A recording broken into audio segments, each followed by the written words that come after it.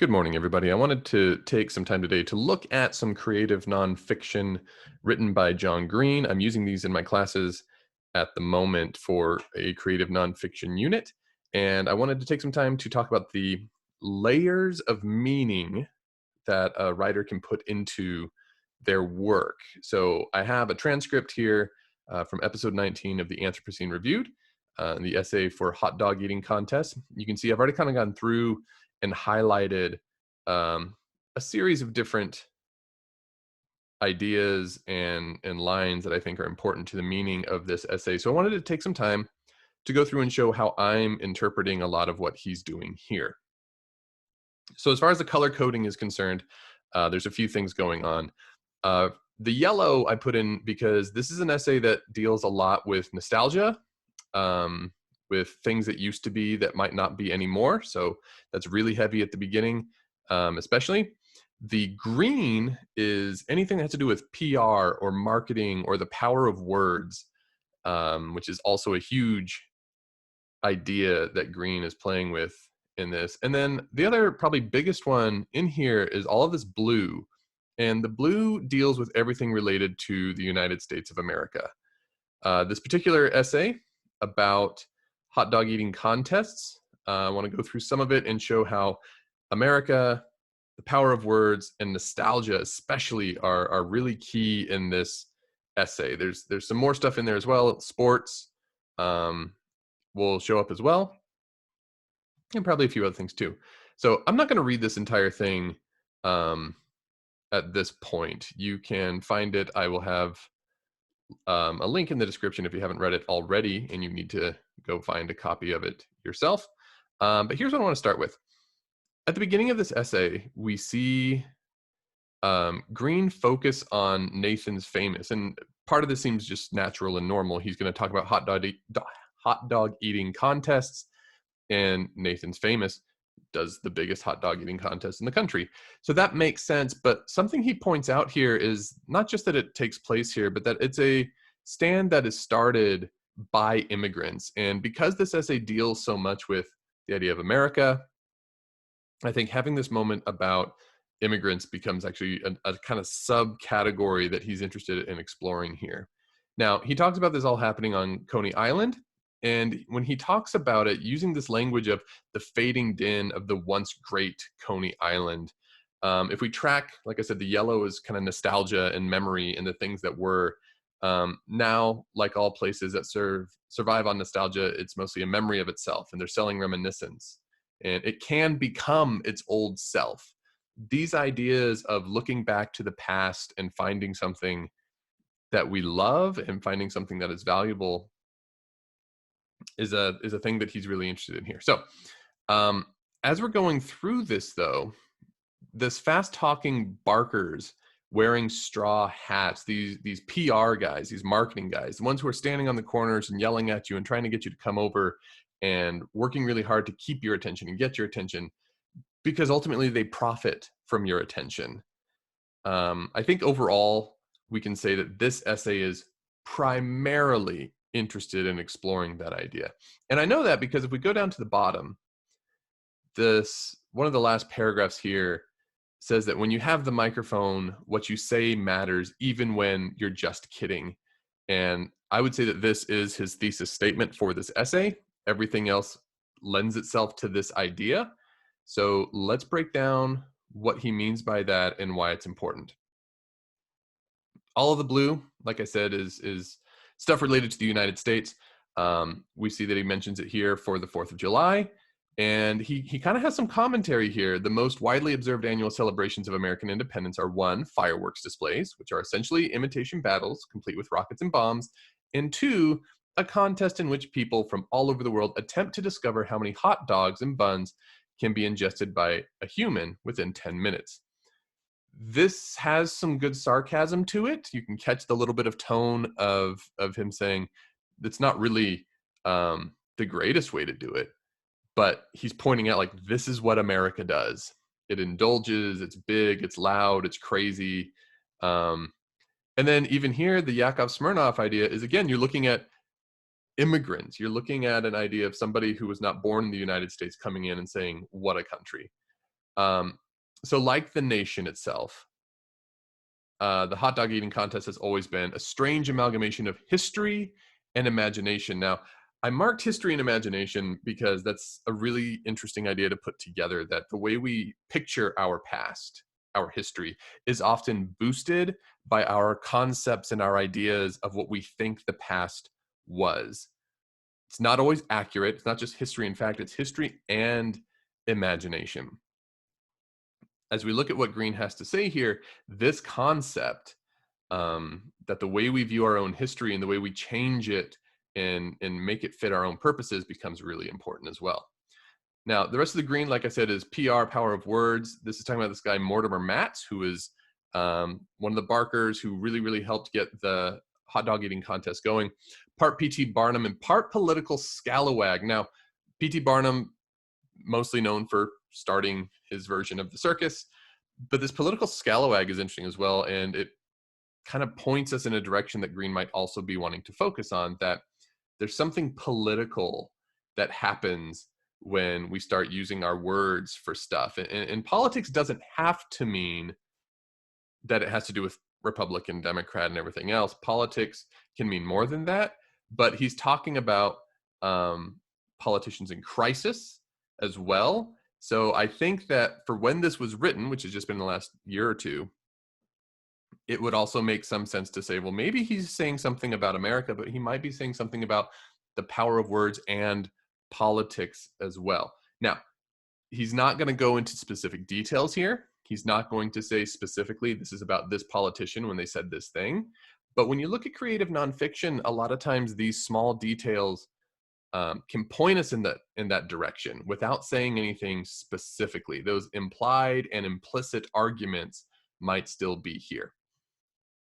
So as we keep going here, this paragraph that I started with, something about America,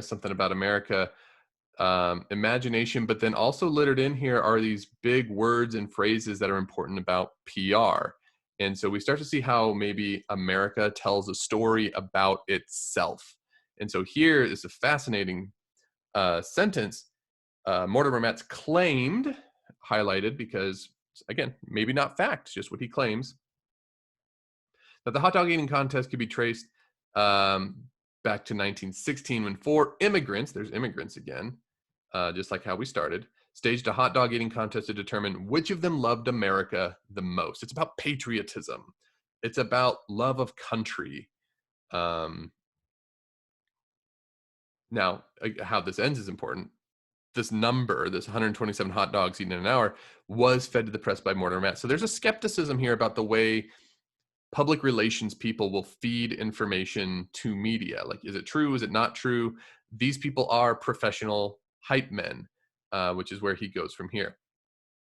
Now, it's been a little while since we've had a yellow mark, which again, that's nostalgia, that's old, reminiscent. So this last great American carnival barker, he wears a straw hat. This is talking about a guy who's doing stuff in the 90s. So this isn't old straw hat era.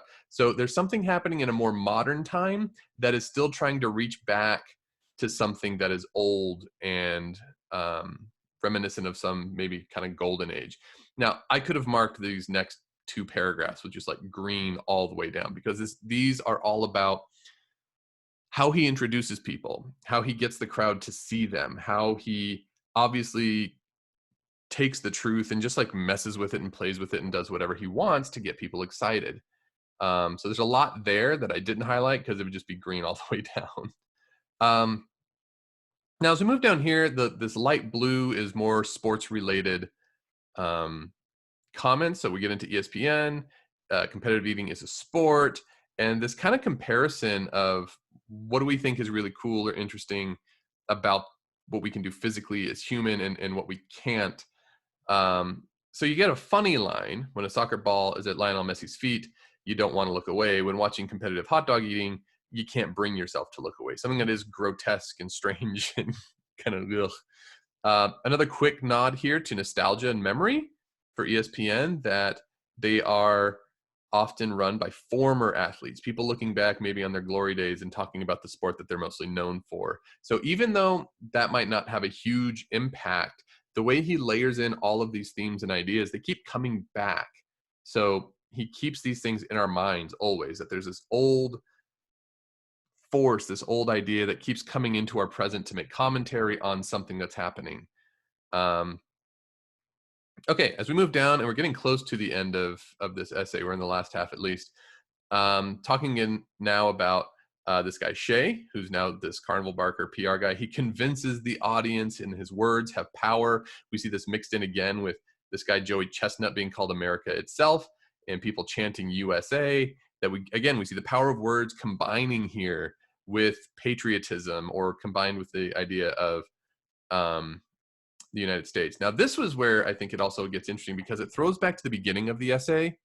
We have Kobayashi, who's a Japanese man that revolutionized the way we approach the competition. So we have this idea about sports, and I didn't mark all these, but this is like the third or fourth time we have somebody who is not born in the United States coming and really contributing to what this contest is.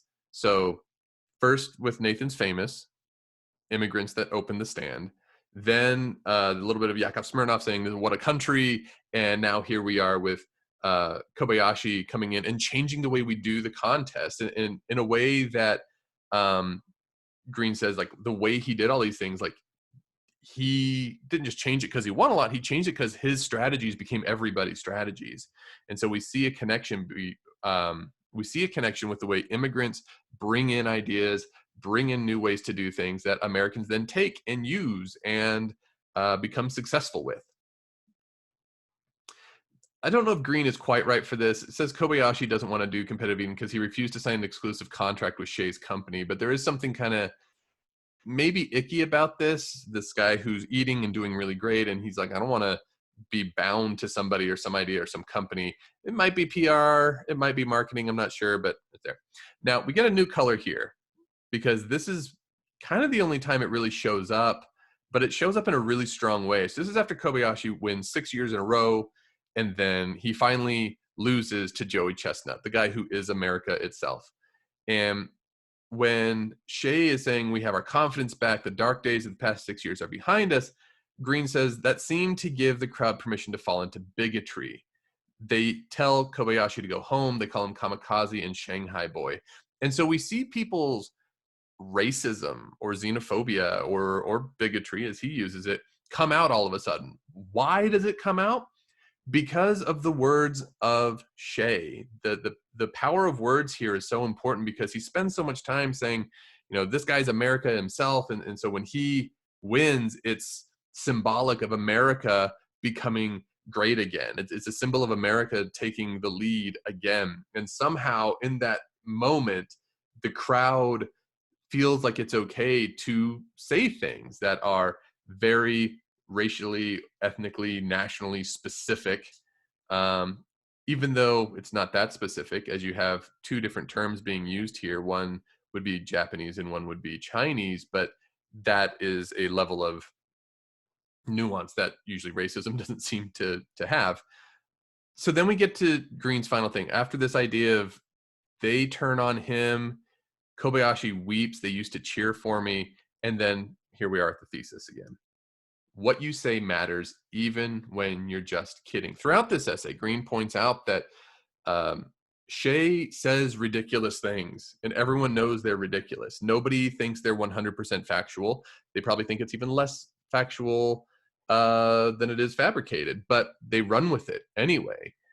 And so he talks about how it's so easy to say it's just a joke and that we're just kidding.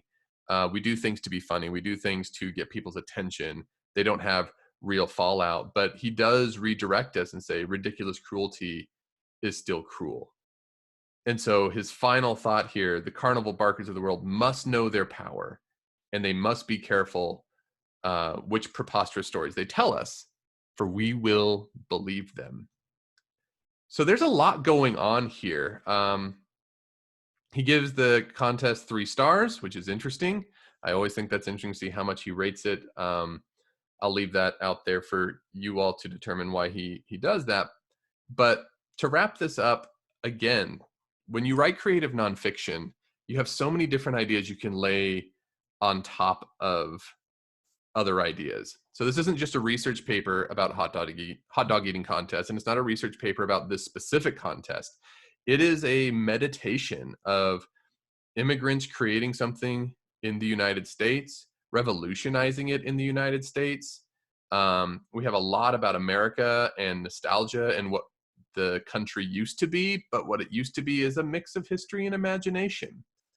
And then we see the power of words. What people say matters and how it can affect the attitudes, the words, and the actions of the people who hear them.